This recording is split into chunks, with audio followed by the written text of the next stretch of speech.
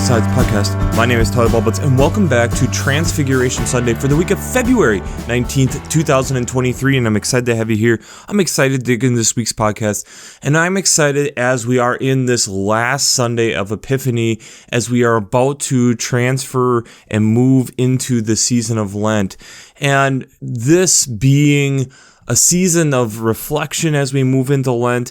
So this last Sunday of seeing the light of Christ, and I feel like this is a text, especially this week, that really is trying to help guide us and prepare us for that and remind us this last final time before we go into this deep reflection period of what this is all about, what following after the light is really all about. And as we are moving into this Lenten season at a time that we're often reflecting and thinking about things that we're going to do or give up or something that's going to help bring us closer to God, I think it also is important to be thinking about how Christ is the light even in this time of reflection and self-reflection. So before we jump into this week's text, we have to look back to last week's question, which was, have you ever looked at sleep as a holy thing? And from the discussions and stuff that I had with multiple people this week, it wasn't necessarily that we've seen it purely as a holy thing, but after we acknowledge it being potentially a holy thing, it was amazing how many of us were like, yes, it is. And that we all realize the need that we have for it, but yet how often we are quick and easy to put that off or push that off, or I can wait on that. And yet that's one of the things then that becomes hard. We're not allowing God to really hold us in that moment, to really take care of us in that moment, that trust that we have to be able to have. Like a young child in their mother's arms, or a parent's arms, that they just fall asleep. I think we have to realize and look at that our sleep is something very similar to that. And in us pushing off and holding off sleep, we are preventing ourselves from potentially having this deeper and more intimate relationship with God and being able to actually have our bodies be able and fully capable of doing the things that they are designed to do because we are literally holding them back. So I think it is an interesting discussion to be having and thinking about, especially in a world that is go, go, go and sleep is for the weak, and realizing that no, that's actually making us weaker, that we really need this sleep in order for us to be able to thrive and become the people that God has called us into being. So let's just jump into it for this week. The Old Testament text is out of Exodus chapter 24, verses 12 to 18.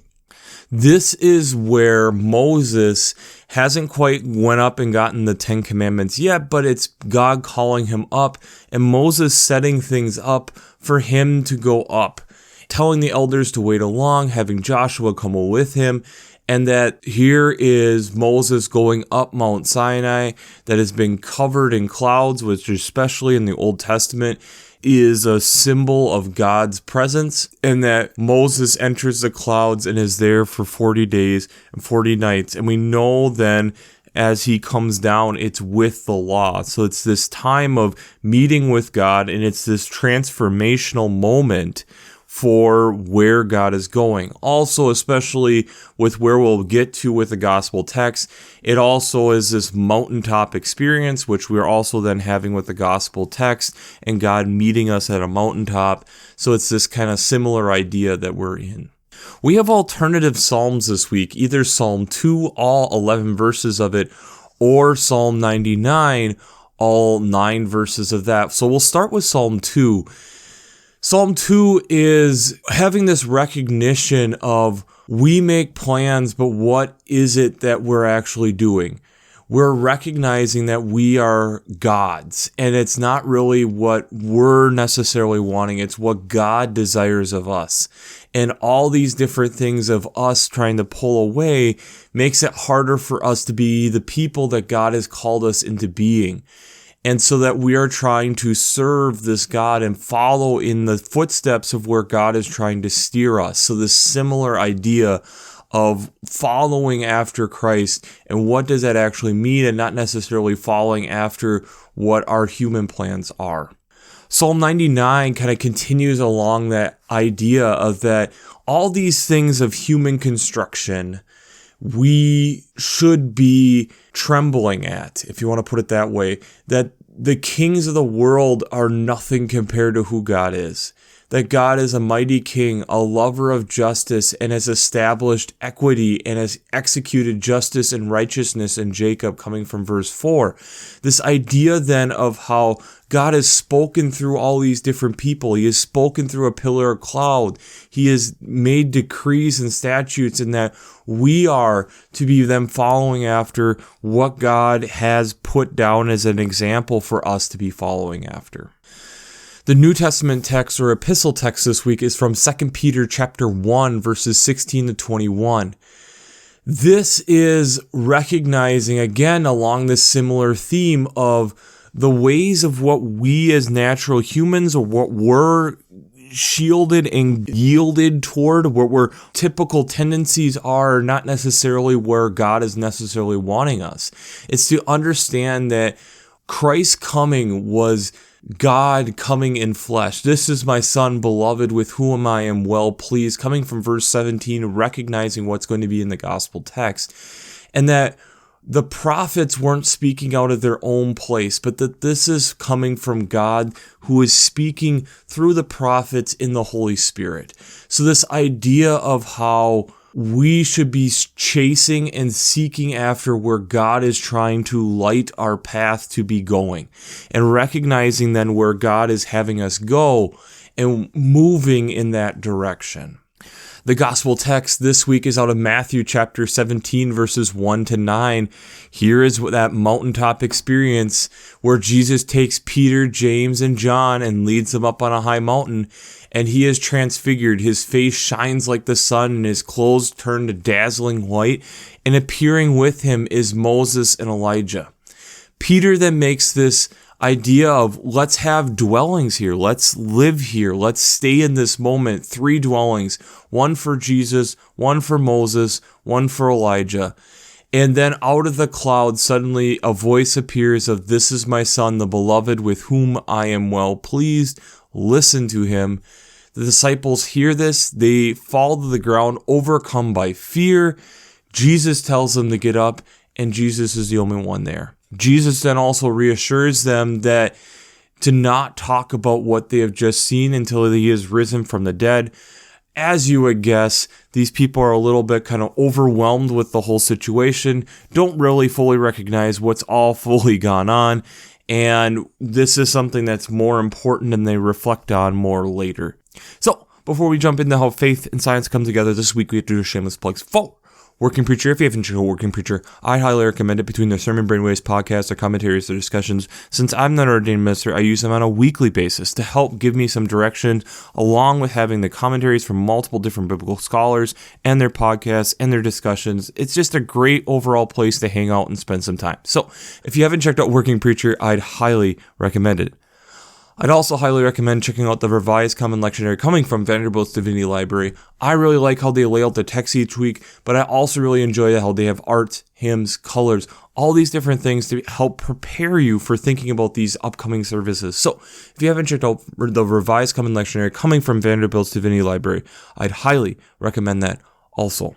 I think there is something that we can pick up in the Matthew text that kind of permeates everything that we're going through here.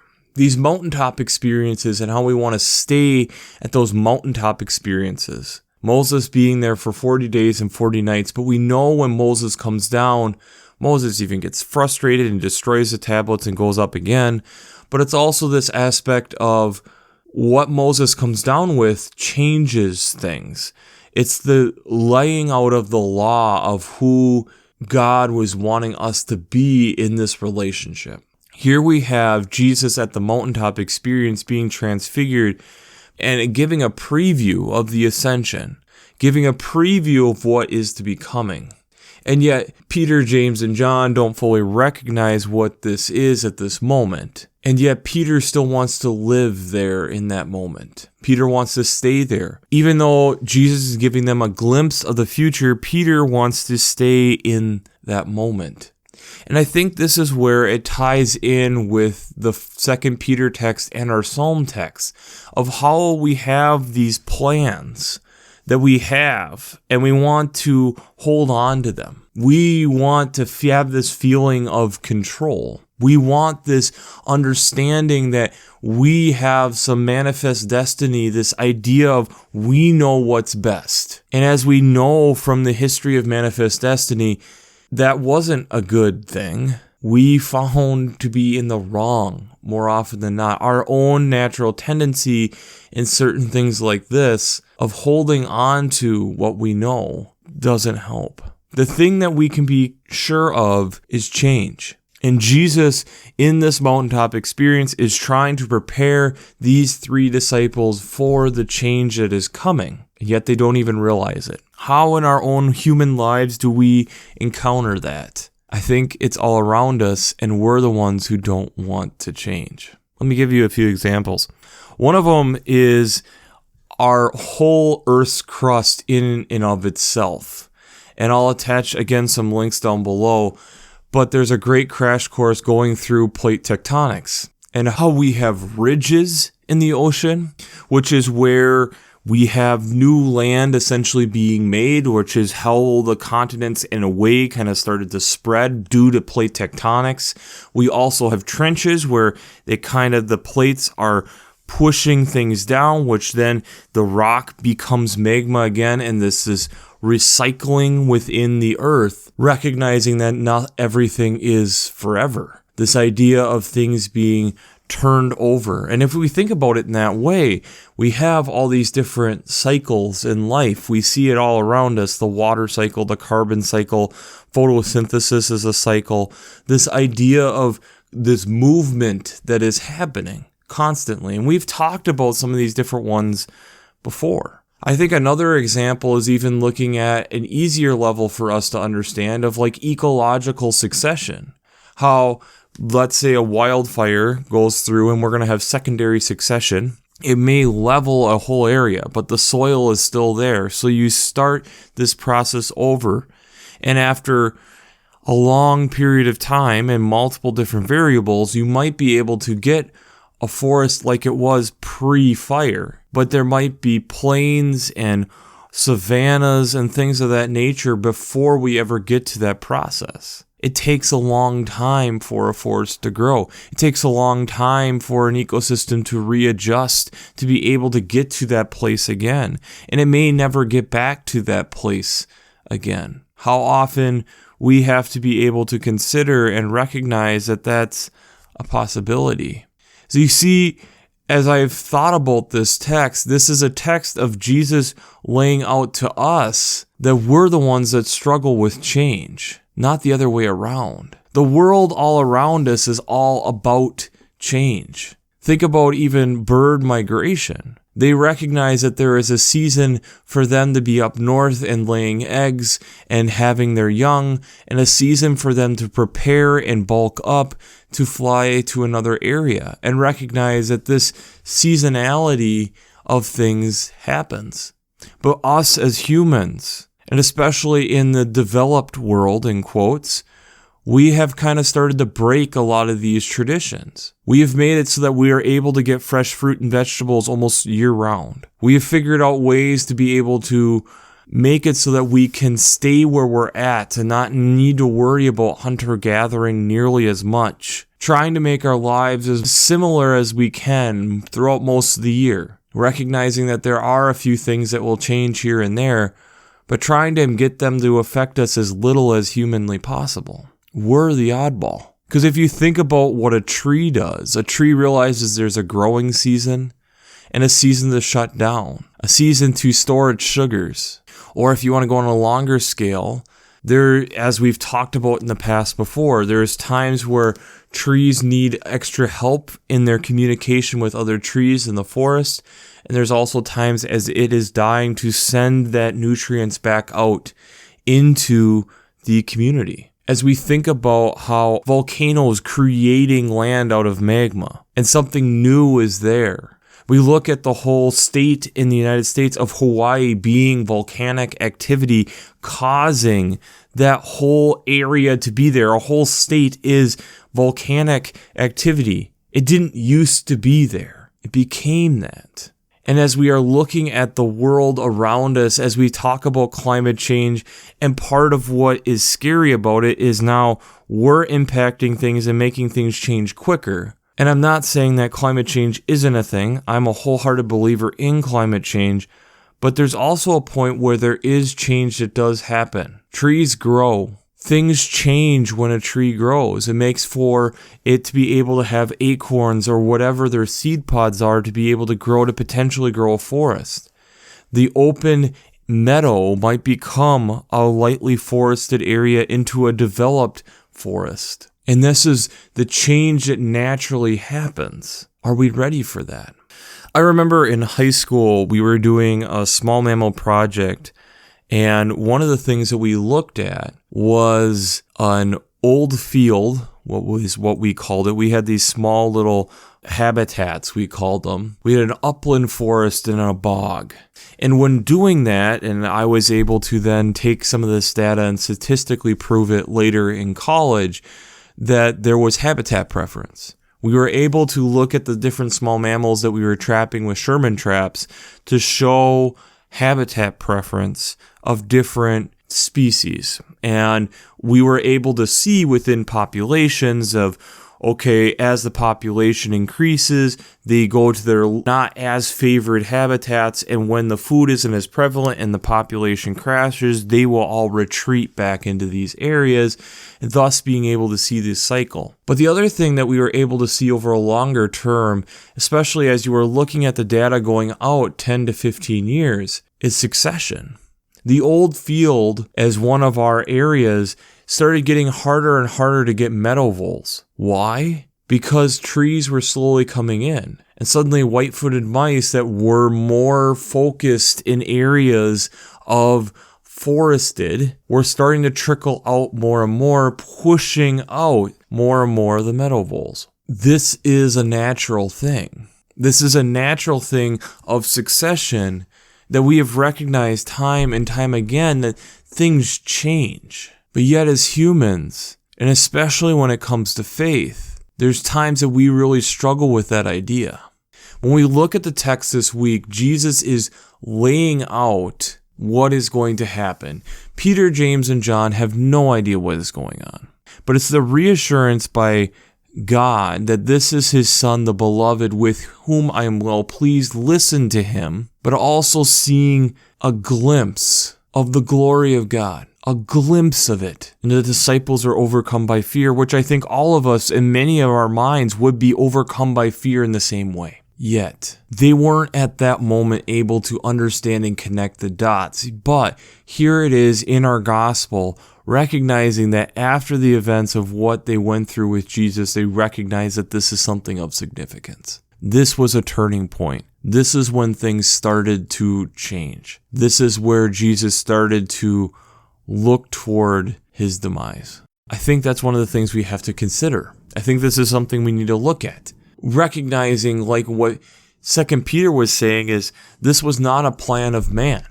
This was Jesus fulfilling the prophecies, and the prophecies had been coming from the Holy Spirit all along, through God speaking through the prophets. And that this isn't something of human creation, but yet this is something that coming from God, so that we can understand the relationship that God is trying to have with us. We recognize, as we look back to the Exodus text of Moses going up Sinai, we know in hindsight that when Moses comes down, things are not the same. This is a change. This is a huge turning point within the people of Israel. The Ten Commandments lay out the foundations of the law and everything that comes after that.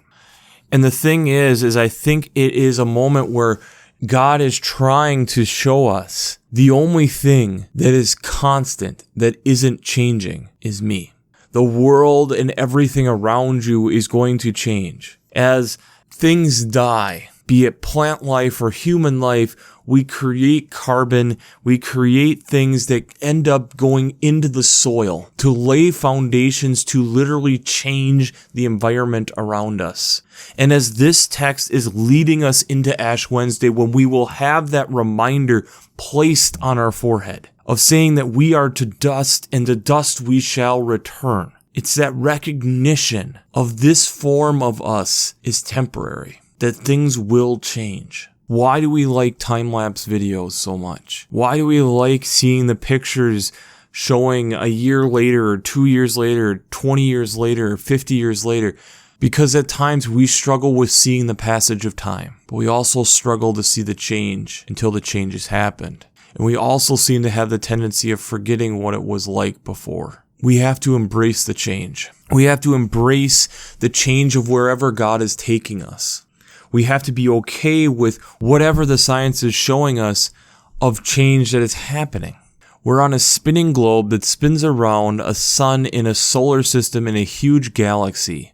And we realize more and more that even the simple things that we track, like a year, so many things change. But yet we still wrestle with it. I think it's one of the things right now, especially within the church, that we're wrestling with. But even society in general, we wrestle with change. We don't like it, but it's one of the things that's constant. This is the whole thing that as we look around us, that there's all around us is change. My wife is originally from American Southwest. And with her moving to the northern Midwest, one of the things that she talks about is it's a lot easier to remember time where you are and being up here, because there's such a drastic change in weather that it helps me understand the passage of time, helps me be able to try to remember when certain things were. As we are about to head into 40 days of reflection, and we have this last shimmering moment of Jesus showing his disciples of Jesus being the light, and we go into these moments of reflection and thinking deep, I think this is a moment where this doesn't have to be a heavy science week. I think it's us acknowledging everything around us that changes outside of the human experience. The things that God has placed there that constantly are going through change. And heck, the things that are constantly going on with us that we don't necessarily like to acknowledge. It's easy to recognize in a child as they grow and change. But somewhere around that 20 to 25 and maybe a hair earlier, we suddenly then don't like to recognize the change anymore. The creases that start getting deeper. The hair that isn't the same vibrant color it once was. The muscles that don't recover the same way anymore. The things that our bodies start to struggle with more and more. I know for me, one of the simple ones that I've been wrestling with is I have really enjoyed shrimp. And now over the last few years, I'm finding that my body might not be able to eat shrimp anymore. And that's a hard pill for me to swallow because I really enjoyed shrimp. But at least at this season, at this point, my body is changing and it's struggling to do that right now. I don't know why, but I also have to respect that. And I have to utilize that to recognize then what is my body actually needing. And I think this is a moment where God is trying to steer us to recognizing what are we supposed to be doing? If things aren't changing, how are you growing? If you're not willing to change, you're really limiting the capacity of what I can do with you, with the goals and things that I designed you to do. So the question I have for you is, how accepting are you of change? How accepting are you of change? I think right now, and I'm going to try saying this sensitively, I think right now politically within the country that I'm in, the United States, but I think even worldwide, we're really struggling with that. And I think when we look at the events of what has happened over the last week and a half, with Turkey and Syria having a major earthquake and the havoc that has caused for a whole region, change happens fast. And we as people struggle with that. And I think where we're at in the world, we need to be able to work together to recognize that change is going to happen. Things aren't going to go back to the way that they were. Peter, to me, building these houses or offering to build houses for Moses and Elijah, the greatest prophets of the Old Testament with Jesus, is trying to hold on to that moment and trying to go backwards at the same time. And when Jesus is there dazzling and God speaks, that not only is God pleased with Jesus, but we should be listening to him. And by the time that Peter, James, and John look up, Elijah and Moses are gone and Jesus is back to who they had always seen him to be. But there was a change that had happened. They had had an encounter with God. And Jesus says a statement that is hard for them to wrap their heads around at that moment. Are we willing to go through something similar? Are we willing to do the change and the necessary steps to actually be able to experience that? To be able to experience the moments where God is being able to steer us to where we're being called, not following like what the Psalms are stating, what us as humans are desiring, or even as talked about in 2 Peter, that we are being called into what God is calling us into, not what humankind is calling us into. We're chasing after the light of Jesus, not chasing after the light of man. And so as we are looking around and noticing the change that is going on around us, let's recognize that we need to be changing with it and not being left behind. That also means still looking back. And like Jesus has been teaching us and talking to us, it's not that we're getting rid of our past. It's that we learn from our past. That we still are living through our past, but we also keep our eyes toward the future and be able to help us re-understand and reinterpret not only what our past has meant, but how then we're going to take that experience to live into our future. Not going backwards, but moving forward toward the light that has laid out a path for us already. God created a place that changes. Let's follow the way that God has intended for it to be, that we continue to grow and change as well. So, we'll wrap this up as we always do. I pray God blesses you through your faith and amazes you through science.